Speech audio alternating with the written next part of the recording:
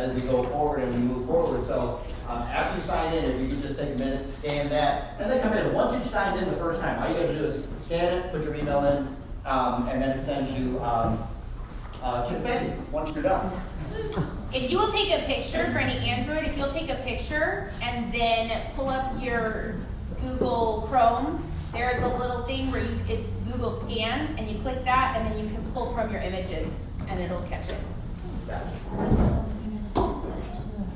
Or do we have an iPhone salesman in the group there? All right, so before we get started, just a couple of housekeeping things. We like to keep the side conversations to a minimum because we want to give everybody up front our undivided attention. If you can, make sure that we mute our cell phones, and we want to avoid the distractions.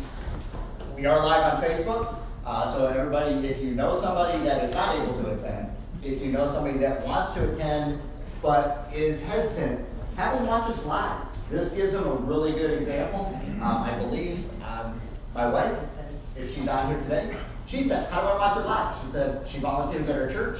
They might not have much going today. She wanted to watch our meeting today. So we want to gain our Facebook. And if they are on Facebook, remind them, look, if you're on Facebook and you're watching us live, you can participate. Lenny monitors our Facebook live feeds. We want feedback from our Facebook audience. So they're not just there to watch. They're there to be involved as everybody here. And then again, if they really like it, invite them to come here live. And then lastly, bathrooms, women behind me, men is up there in the corner. So kind of as we get started, come back a little bit to that one, but before we get started, if you're in the audience, start thinking of a challenge that you have within your business. We'll talk about that more later. So, Monty, you want to explain what this is? You threw this slide on me. Oh yeah, I thought we talked about it. So, welcome to 1 Million Cups. Welcome to business creation in Lake County. So, my supervising colleague here, Ray, might be better adept at explaining us. So, essentially, we are the fulcrum to the public sector and the private sector. So we're here to stir the weeds and get you entrepreneurs going. So just in the last 4 years, 2.8 businesses formed in Florida. And we want a lot more. We want a lot more in Lake County. So we're kind of here to be the resource to point you to the resources you need and explain a little bit more about the other pillars that we stand on besides business creation and entrepreneurial support. So yeah, the biggest thing, and you know, I'm glad you brought this up here because you're all entrepreneurs in here, and you're all connected with many other business owners in the community. And 1 Million Cups, as LEAD was stood up last year, and as Monty mentioned, a public-private organization which is driving economic development, which means specifically for business creation, that's y'all. That's you people. Making your businesses more successful, hiring people, paying more wages, making yourself more wealthy so that you can spread the wealth and buy great things for yourself and do great things. And so 1 Million Cups was that tool. And so many of you probably have heard this before, but for those that are new to the area or to 1 Million Cups, 1 Million Cups is across the country. 115, 120 other cities are doing this. And it's one of the really the tenets of a healthy economy is having a healthy entrepreneurial community. And 1 Million Cups, this facility here, UCF Incubator being here, you've got SBDC, Small Business Development Council in the room, all resources to help small businesses grow. So that's what you're always here for, is to network and get to know each other. But spread the word, let's get our reach even further because again, 1 Million Cups is new to Lake County. We're very fortunate to be housed here in this facility in Eustis, but work for all of Lake County to help all Lake County people grow. So I guess this is just our new year kind of refresher of kind of the bigger picture of what this all means. We're all here to help you. We're all, you know, everyone in this room is here to support each other. And it's just our want to try to spread the word even further. Because I know there's a lot of people from other communities, you know, that haven't gotten the word yet. So that's it. All right, thank you. Yeah, and that's one of the things, a great reminder that we haven't talked about in a few weeks is, you know, when we came up with the name 1 Million Cups, Lake County Eustis, Lake County is because we wanted to encumber all of Lake County. And I know, you know, traditionally we refer to Lake County as being split between north and south. We want this to become all of Lake. We want all of North. We want all of South Lake County to be involved in this. Eustis is the location where we're holding this. So if you know of somebody, again, we have our Facebook Live, they're like, oh, you know, I kind of a long drive for you. Watch live. Be part of the process. You know, and again, I think they'll like it enough that they're gonna want to make that drive to be here in person. So a lot more on the business creation, the business retention. This is why we're here to help businesses develop and succeed. This is not just for existing businesses. It is, but it's also for newer businesses, because the only way we grow is through new business creation and adding jobs and creating that economy and that economic system within the Eustis Lake County area. Yeah, just the last point of clarification, we can move on, is that all these other 120 cities, we were designated, Lee was designated to start this chapter. We had to fill out an application, went through a 6-month process, got organizers, trained and onboarded and things. But we're just here to start it. Lee was just here to get things started and to be backup support.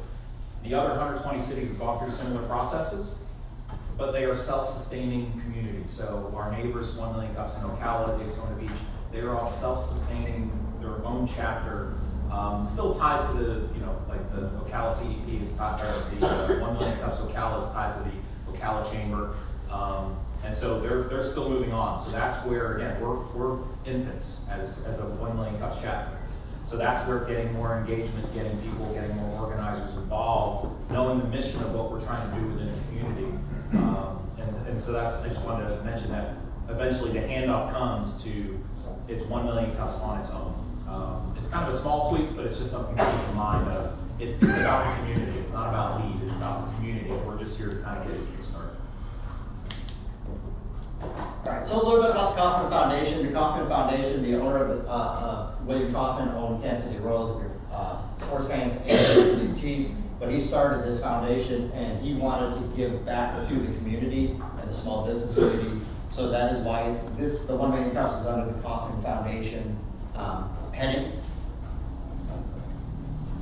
So with that, we brought everything here. Like Ray said, that was their mission, to bring 1 Million Cups to Lake County Eustis. This will be Lake County's Eustis chapter. They brought it here. It's our responsibility to continue to build this and grow this. This is why, we do ask you, it's a free process, and it's a free visit every week. But this is where we need your help. We need help bringing people to fill the seats. We need help bringing presenters. We want this to be a self-sustaining weekly program. We just want to kind of facilitate it. But we want this to grow on your behalf, and we want you to kind of take over this and become your 1 Million Cups for the county.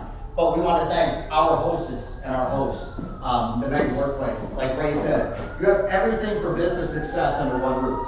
We have our 1 Million Cups.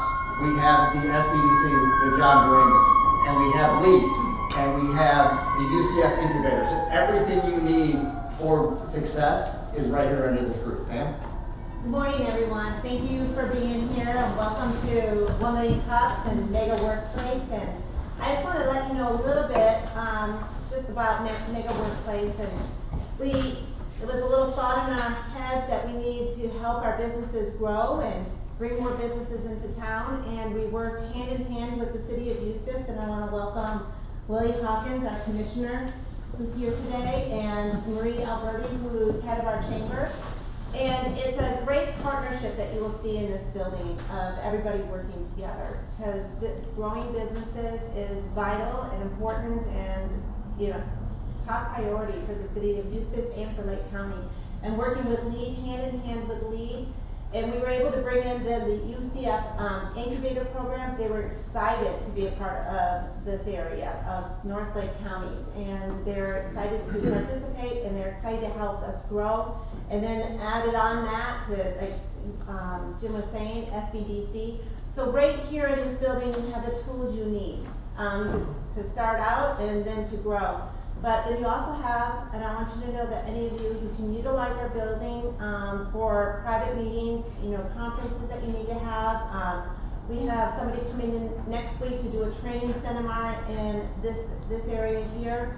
So if you have business needs for your businesses, and a lot of businesses are small, you know, one offices, or they're working out of their homes, utilize our building. Just come and talk to us, and you think of this as your home as well, and then we can just all grow together. All right, Yeah. thanks, Pam. All right, we want to thank our sponsors. So if you're enjoying the coffee, if you're enjoying the what are they called? Casitos. Those. Casitos. Yep. All right. If you're enjoying those, we want to thank Jared and Dos Alas Coffee for the coffee sponsor this month, and we want to thank Todd Howard Casitos Bank for being the pastry sponsor and the Casitos that you were enjoying at this time. So, who is the first timer? I see a lot of faces that we haven't seen before. So what is 1 Million Cups? And we appreciate you attending, and we hope to see you back. Yeah, we can see a lot of new faces. So Jared, or Monty, can you start that off? So this is going to tell you a little bit about what it is, and we'll talk a little bit more in a minute.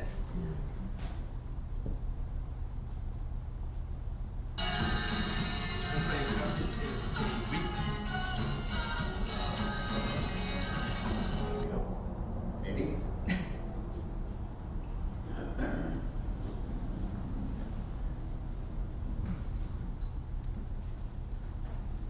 All right, so while Monty gets that queued up, we'll see if it goes again. 1 Million Cups is a weekly educational program developed by the Kaufman Foundation. Over the years, we've added more cities. Creates a great energy here to see what's happening across the country. What I've learned from other entrepreneurs is very, very valuable. Sitting in a room with other people that have ideas too, it helps people to believe, thinking, you know what, my idea is worth something. It's worth pursuing. It's worth going after it. Even if it looks like a challenge, I should still go out and try to do it.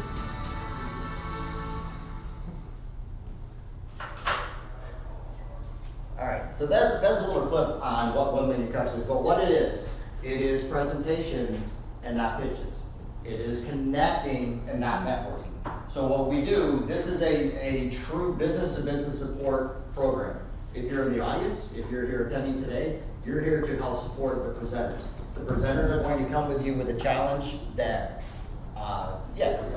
that they have in their business. Traditional presenters are going to be businesses from either a startup or a concept. So if you even have a thought or know somebody that says, man, I really didn't think about this business and I'm just not sure, we want them up here to present. If they're 1 to 5 years and they have that challenge that we like to refer to as what keeps them up at night, we want them up here to present. So this is where you give them feedback. They present, this is my challenge. They're not up here to fundraise, they're not up here to raise money to support their business, they're not up here to make a sales pitch. They are here to present and make contacts. And everybody here, you know, we like to kind of refer to it as a safe space where you can come, make business connections. You're not worried about trying to get sold, you know, it's not a sales pitch. So a couple times in the meetings, hopefully everybody put business cards in the buckets out there. We'll do some drawings for some of the giveaways up that we have in the front. As a presenter, and again, a business idea, a concept, we want to have them present. A newer business, 1 to 5 years, is the what keeps you up at night. And then for established businesses, if you're 5 years or older, generally that's not going to be a qualified business to present, unless you are taking that business or adding to that business a new leg of the business that will be totally separate. If you're branching out in maybe a separate location, it has to be a non-regular part of that established business you're eligible to present. So what we're going to do today, and we want to stay connected through Facebook and our website. If you have not gone to the website, look for the website, 1 Million Cups Lake County Eustis, like it, sign in, and then you'll get regular updates. You'll get to see who upcoming presenters are. That's where you can apply to present. That's where you can apply to be an organizer. That's where a lot of the stuff that happens week to week, you'll get updates on. And speaking of organizers, who wants something in bright lights? Ray just got back from LA. I don't think they had anything in LA any better than this right here. So, as an organizer, we just like I said, this is yours to grow. We just help facilitate it every week, and it does take a lot of work on it. So if you want to help, and be part of the organizing team, go on the website, click to be a. Jim, I was gonna make an admission. I was out in LA. It was over the holidays. I actually looked to see if there was a 1MC chapter. There is, but they were on break over the holidays, so kudos to us because we still kept it going over here, even though I was away. But, so yeah, I'm becoming one of those people. I've heard different stories of people who have been to multiple 1 Million Cups chapters throughout the country. One guy has been to 44. Oh, wow. You know, he traveled a lot for business, but each time that he was in a city that had a chapter, he would go. So that's kind of the spirit really of what that's doing, of connecting entrepreneurs, not only in Lake County and Central Florida, because we also have the Orlando chapter, Ocala, Daytona Beach, but just across, you know, really the country. There's really a power to that. And, you know, it's just fun to kind of, again, my timing was just off, but I've got a couple other trips planned later this year that I'm hoping to time it up. So just another tidbit of my vacation. Yeah, a lot of It people. looked, but it just wasn't there. Yeah, we've heard the people talk about, they kind of plan their vacations around a 1 Million Cups meeting, being able to attend it. And you know, the thing that they mentioned that you really didn't think about, you know, maybe you go to Denver and you attend a 1 Million Cups out in Colorado. You're thinking, well, that's a totally separate part of the country. It's not gonna have any relevance to my business. But they talked about how much good information came from that meeting on a West Coast business that they brought back to their business here in Florida. So, we're gonna start off with the question of the day. If you could start a business tomorrow with unlimited resources, what kind of business would you create and why? I would start a service where we fly you to a different city every single night for dinner to a new restaurant. I think I would start a storage unit, or just like make just something that would continue to have revenue, like soft revenue that you would have to like manage. That's great, because there are no storage units around here. I would create an employment agency for people of a certain age and above, because I'm finding that, they are going back into the workforce. Some of them, they're healthy, they wanna keep working, but when they get their Medicare at 65, then they don't have to worry about that portion of their income going towards that. So, they're out there, and they're out there in droves, so I'm just thinking that's business. So I would create a community that is something where either, like two different communities, one where if you have Alzheimer's or dementia, or for children who have autism and have aged, you know, out like they're adults, where they could live and go shopping and do everything in a safe community and stay within that community like they're living an independent life. I have somebody I want you to be. I'll tell you afterwards. I would do like healing retreats around the world and assistant shares, sharing assistance for people that have new businesses. I would do solar panel construction in Appalachia. Explain more. I would use all of the out of work coal miners, and I would retrain them So to you're do talking solar about panels. in the Pittsburgh area? Yeah, well, all throughout Appalachia. Oh, and the Appalachian Mountains? Yep. I like West that. Virginia all the way up. Yeah, I like that. We're gonna do backwards. Any more? One more? Mike? I would dig up Tesla's files to get tap into the magnetism of the universe and get us all the energy. All right, all great Okay, thoughts. I got one more. Oh, one more. I would be the creator of the new quantum computer. Well,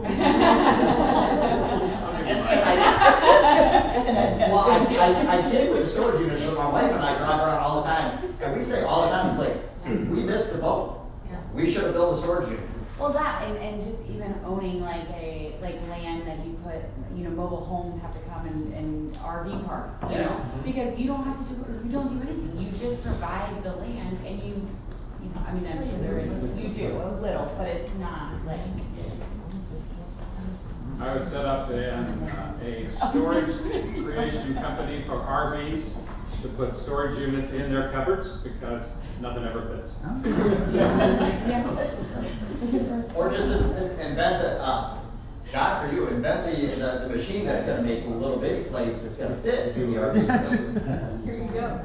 All right, so great information, thanks for all that. So what we're gonna do today, and again, we talked about presenting and presenters that we need. So we didn't have any presenters signed up for this week. And again, Sorry, Matthew guy just said I would start an indoor pickleball facility. Matthew guy can take pickleball from that. Yeah, he might be out playing today. No, he usually comes. Yeah, no, Matthew's not feeling well today. But you know, as we talk about presenting, and we don't want to make light of it. So when we talk about people presenting, we've had several other presenters are here today. It is not an easy thing to do. You're putting yourself out there. You know, you're in a vulnerable spot because you have a challenge in your business. You're going to stand up in front of sometimes 40, 45, 50 people and say, "This is my challenge," and that is not an easy thing to do for a lot of people. So you know, we're not going to always have those weeks where we're going to have to be full with presenters. So one of the things that we talked about on the organizing team is we want to take those opportunities to give back to you for your time and efforts to come visit us every week. So what we're going to do today, we did this a couple of times in the past, for anyone that is not qualified to present on the presenter slide, if you don't fit that, you're an established business, today is your day.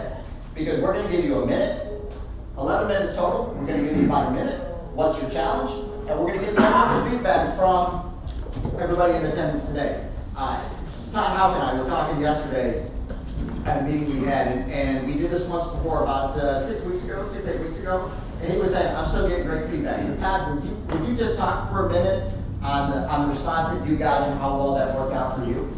Sure. Good morning, everyone. Todd Houck with Seacoast Bank. I will say one of the most vulnerable places that I find myself is in the gym, because everybody's looking at you while you're working out. But then a couple days later, nobody remembers you. I got an opportunity to speak at the 1 Million Cups, and I felt very vulnerable. I'm an expert in what I do in financing and in banking solutions, but I don't know what you all know, and I don't know what you think a lot of the time. And so when I stood up there, I was presenting on what I know, and then I got to learn what you all know or what you don't know or what you wanted to know. So I was very vulnerable. I learned a lot. I was asked a lot of questions that I struggled with the answer, but that'll never happen again. The most beneficial thing I did up there was I took 2 pages of notes, and I probably have enough in here to keep me busy for the next 2 years. So going up there and being vulnerable in the moment, it feels a little tough. But nobody's going to remember in a couple days. But what you take away, it could just last a lifetime. So I'm thinking. Thank you. As a reminder, we're not coming up here going, ooh, it's first of the year, I need my sales up. We're not pitching our products, we're not pitching a sale.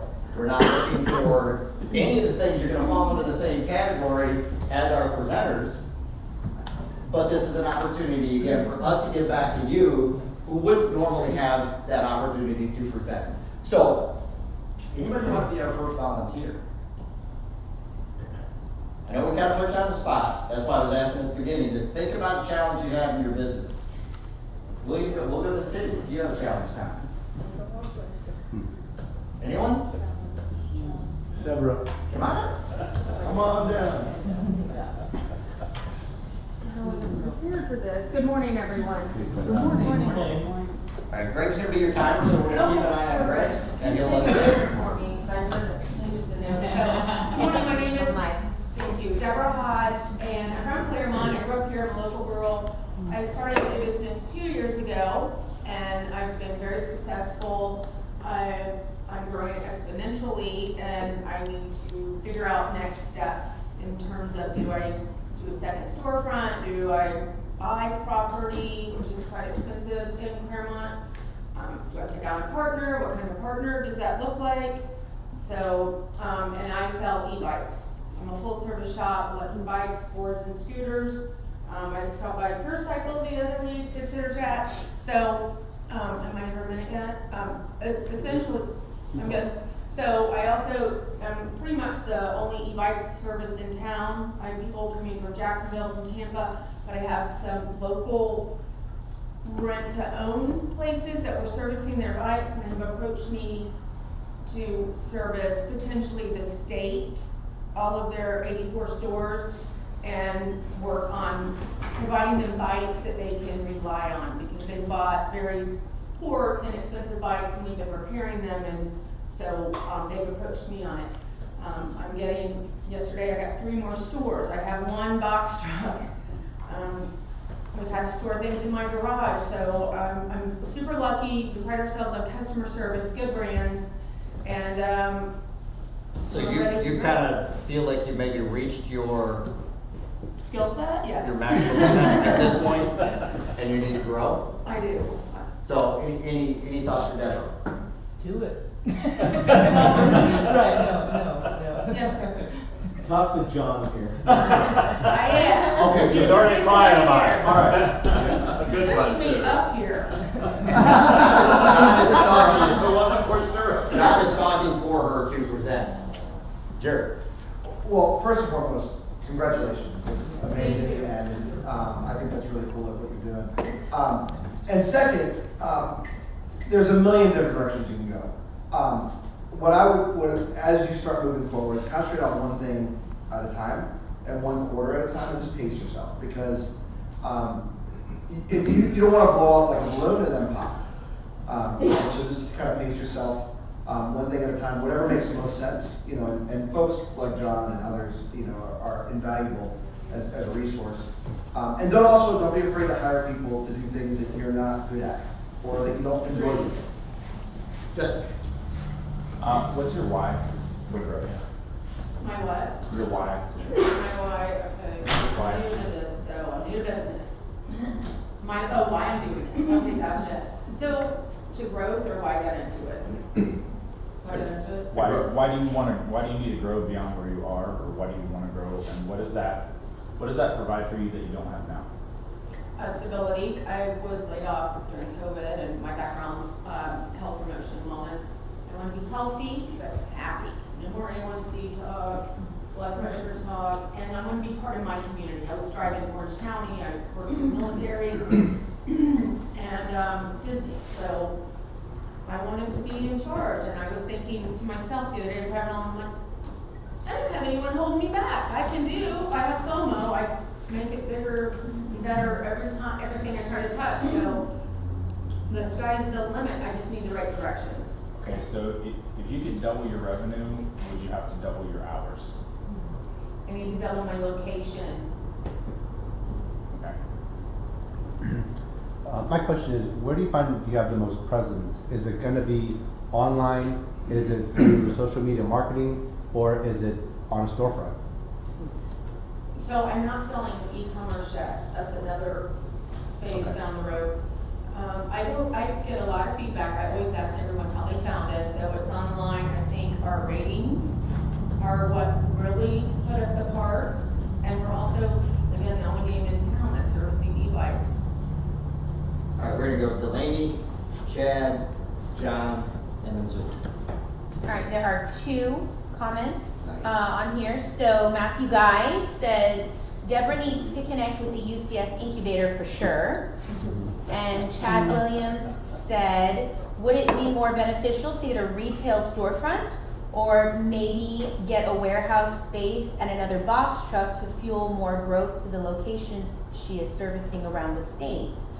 And then Matthew Guy just popped up again and said, my suggestion, Deborah, would be to look for either a partner with a complementing skill set and or a mentorship program that can teach you how to scale. Thank you. Yeah, that wasn't you online, was it? No. No, well, I kind of have a question. So do you offer mobile service now? I almost raised my hand that earlier, if you can bring anything. Yeah. Not yet. It is a goal. So have you thought of maybe going that route instead of a second storefront, having more of a mobile service that, and then, I mean, obviously overhead can be a little less. Correct. The demand is there, but for the storefront of selling the bike, and then some of the stuff just can't be done remotely with electric bikes at times. Sure. So it Yeah, for equipment, depends. certain stuff. But there is room for that, Yeah. definitely. All right, so I'm gonna ask a question that I'm gonna prompt John on. So with growth, and anybody else that wants to, you know, my thought for you is there a minimum number of months that the existing business should be able to sustain that growth? So it doesn't start taking away from profits to make sure that the expansion is gonna be successful? Well, I think it depends on what your cash flow is in your capital. I mean, you know, obviously you You have to do a business plan that encompasses your expected growth, and that business plan needs to have a cash flow that supports it, or you have the collateral and the assets to go out and get working capital or assets to expand. Because my thought is, if we're expanding the business, then how long until that business, portion of the business will be self-sustaining and not being supported by the existing business? Yeah. All right, we're gonna go to Julie, and then Misty will go to you. Julie? I also wanted to get some more information about, like, so do you specifically, do you work on the bikes, or do you have people that work on bikes? People that work on them. And so are you able to focus, I guess, I'm going off of what he was mentioning, so are you able to kind of take yourself out of the equation for now to leave the shop running and then focus on the expansion portion of it now? That is, we're in the process of that. Okay. So that, run itself by doing picture stuff. Right, so that would be just like the main thing, so if you are able to get another warehouse where you can put all of this new business that you're getting from bigger shops or other shops, and leave your shop that's currently up and running, working on its own, then that would be the best. All right, we're gonna go Misty, Christina, Craig, and then back to John.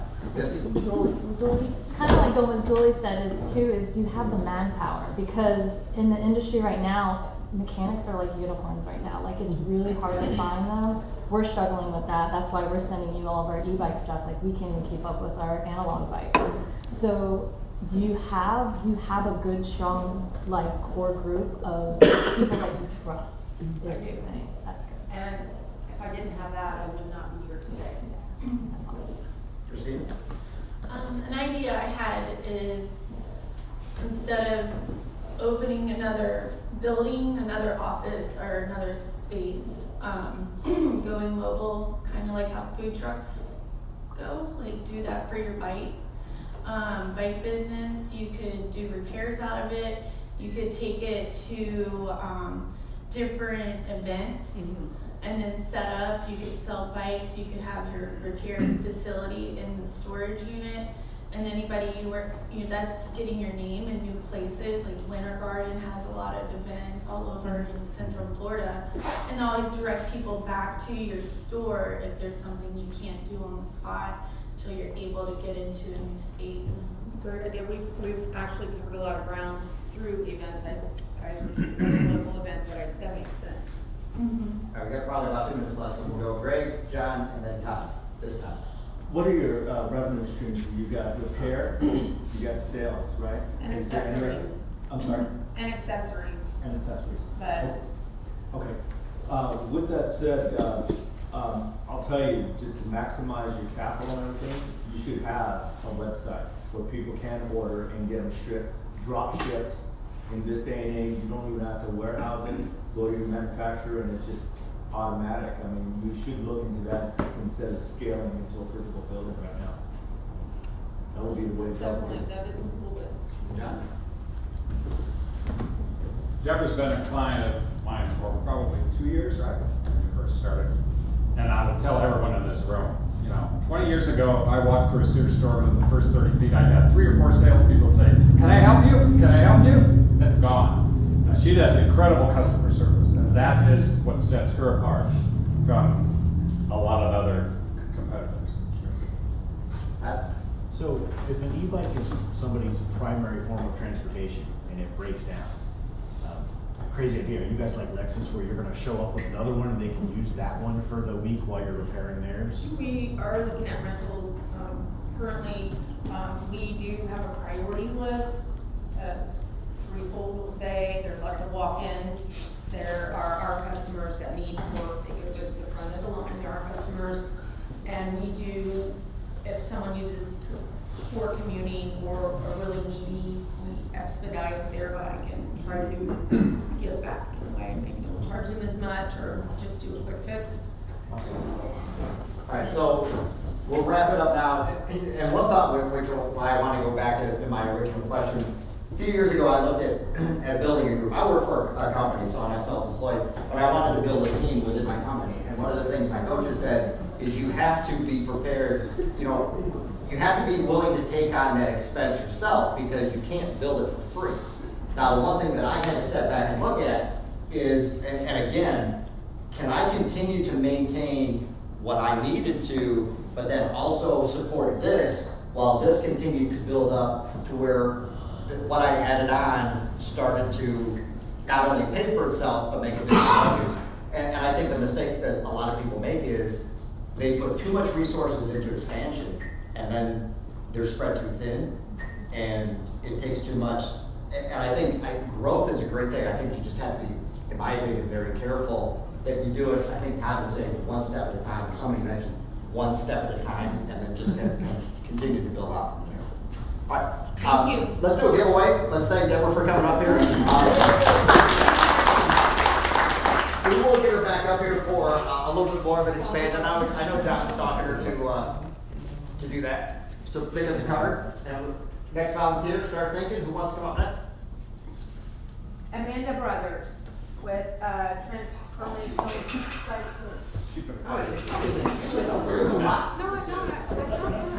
Well, come on, take your pick. All right, second volunteer. Anyone else?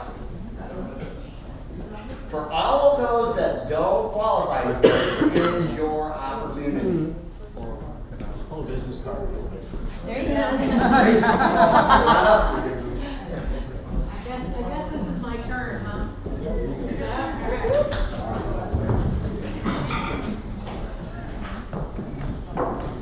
All right, so go ahead and introduce yourself and what's your ask?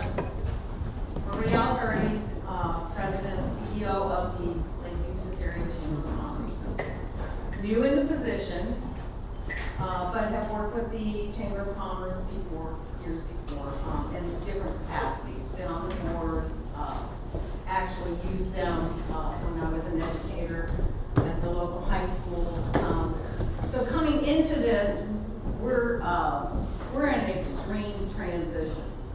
We're looking at, we had not been meeting our clients' needs and looking at what it is actually you want from us. Now, we have our own ideas, but as a Chamber of Commerce, a local Chamber of Commerce, what specifically are your needs? Give us some input. Most of you know what we're already doing. What do we need to do in addition to that? So I was just gonna say, you guys do a lot for us, but the problem when I became a member was that I didn't know any of that. I didn't know what you did, so I didn't find out until I went specifically and asked, okay, I'm part of the chamber, now what? But not everybody is going to do that. So if there could be a proactive part of that side from the chamber when a new person comes in, and you may already have that in place since I started, that gap. So you may be doing that. That was what I experienced coming in. But I love what you guys have available. I keep getting input from board members, et cetera, that the organization you belong to is only as good as what you put into it. So it's part of your responsibility to research, get with us, see what it is we can do for you, and then utilize all of those opportunities. Christina? Yeah, I have been walking around the downtown area the last couple of weeks, literally just going into businesses, talking to the business owners. And there's a really big disconnect between business owners. One's having an event, one doesn't know it. They're not supporting one another. They want some kind of social media attention. And we've been talking, like a bunch of us downtown, have been talking about, can we start having meetings together? And I guess there was the Main Street. Eustis Main Street, Yeah, yes. and I guess there was an issue, but Jonathan at the wine bar and I have been talking about how can we revitalize that? How can we bring these things together? So I think that there needs to be something that, not just the downtown area, but I think it's a good place to start, and then expand out. How can these businesses come together and support one another? They want to, some don't. Some are like, my business is fine, I'm cool, but they don't realize that they have grandchildren that they may want to keep here, but they can't keep here if they don't have the income. Right. So one of the things we're talking about doing is just creating a meeting, but, so now that I know about this, I'm gonna go back down and say, go to the 1 million cup, go to 1 million cup. You know, but I think that there needs to be communication amongst them.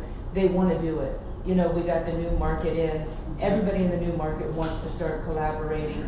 And again, I think if we could get somebody that could do some kind of share amongst social media, that would be great. Also. I've been on the website, and you and I have discussed this. We're in the age of you know, the social media and connecting them. I think that definitely needs to be revamped to where this is a great example where the businesses can go on there and communicate in the back end or whatever to where they can put out there, hey, we're doing an event, support the community. But you're absolutely right. You as business owners, we have to come out there and put our input and be part of the community. And there is a disconnect. We're at a 3-year point for our revamp for the website, so we are in that process. Yeah, we're friends, right? Don't get mad. Get real bad. I've been part of chambers for 20 I was in a chamber of Michigan that was one of the best I've ever been part of. Their events were off the charts. I participated, I was an ambassador. I just jumped in and was part of that chamber for 7+ years. Really, really involved. I got zero business from it. Now, I didn't mind because it was a great chamber and it was great events. But I've been part of chambers off and on for 20+ years. I've gotten 2 pieces of business from my time in the chamber. To me, they become more about the social and less about the business. And I think, to your point, bring businesses together. You know, make opportunities. Chambers will try to, a lot of times we'll try to duplicate other networking situations. We're gonna have a Friday breakfast with 10 people, 1 from each one, kind of similar to B&I. My opinion, they don't work because it's once a month, not weekly. You have to make some kind of a consistent opportunity for businesses to come together and do business with each other, because business will support business and it will grow whatever made that happen and made it possible. Julie? I'm gonna piggyback on what Jim is saying, and I think that chambers, at least for me, I see it more as a resource for my business, for like the back end, and not necessarily to get business, if that makes sense. And so I think that's something that could be a good idea. Sorry, I can't really say it. Something that could be a good idea is having something like a business fair with business resources for business owners. So like having accountants and lawyers. So I think the hardest part about starting a business is finding a lawyer, finding a bookkeeper, finding, you know, all of these things that will support your business in the right ways. And so I think that maybe allowing those connections to be simple, then that might be a really good thing for the chamber. Over to you. I did the Leesburg Chamber for a year, and I like our chamber here currently uses much better. But the Leesburg Chamber did do, like, every single month, once if not twice, business after hours that were highly publicized, and they were very popular. You know, it was a good mixer. It was, I love the breakfast, but the breakfast is always breakfast. It's early. People gotta get to work. The business after hours was more of a low-key networking event that I think really benefited a lot of the businesses there. I wish we would do some more of those. I'd love to help you do some more. Okay, when you do the breakfast, you do a coffee, you do a business after hours, you're spotlighting multiple businesses within a month versus just the breakfast once a month. Oh, Amanda, and then Lily. Okay, so I was on the website and I was trying to figure out what the benefits were for each active member level, and I wasn't able to find out that, so I didn't sign up for anything. So, absolutely. I will give a short testimonial, which will explain a little more, but for Justin Funderburg, I believe is his name, with tree removal, his name tree removal, he raves about the Chamber of Commerce, because he says that it wasn't until he joined the Chamber of Commerce, and then now he is almost more busy than he can handle because of the Chamber of Commerce. But I will tell you that I know that one of your things is you want to grow, you want to help more, Right. more businesses. Let me ask you right there. So how did the chamber help him with the business. So I'm not entirely sure, but he was basically saying that once he started with one, they just keep bringing in business, like more people keep contacting him. That's what you gotta find out. So I would talk to Justin, but you wanna grow, but that's the way you're gonna grow is by people saying, wasn't until I joined the Chamber of Commerce, now I have all this business. So whatever you're doing for Justin, you know, is going to positively impact how many actually join the chamber. Because I was like, oh gosh, I'm glad I'm in here, you know, like. All right, we're gonna go break. And this is interesting. One of my big things, I'm about community and patronizing local businesses as much as possible. And then connecting businesses. I talk to everybody, I'm a realtor, but I talk to everybody, and if I hear that this business is needing something, I try to find somebody that's within the community, let's say the lawyer for business contracts or whatever, say, hey, have you talked to this person? And you know, sometimes they don't even know who is in their own community that does it. I mean, we should be supporting each other in all events, going to each other's businesses, finding out what they do and everything, and because ultimately, it's community that keeps all the tax dollars here and stuff. These fly-by-nights that come in and go, it's all about money, but we're the ones that keep the community alive. But you're right, we need to participate together and think of it as a family unit to where we're all helping each other grow.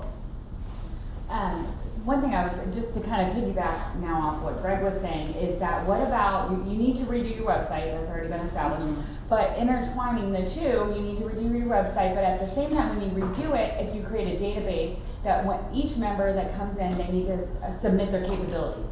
So that way you can be a matchmaker in a database without hands-on doing it. You know, your members need something, they can go to the database, search it, and they are automatically linked with another member of. Christine?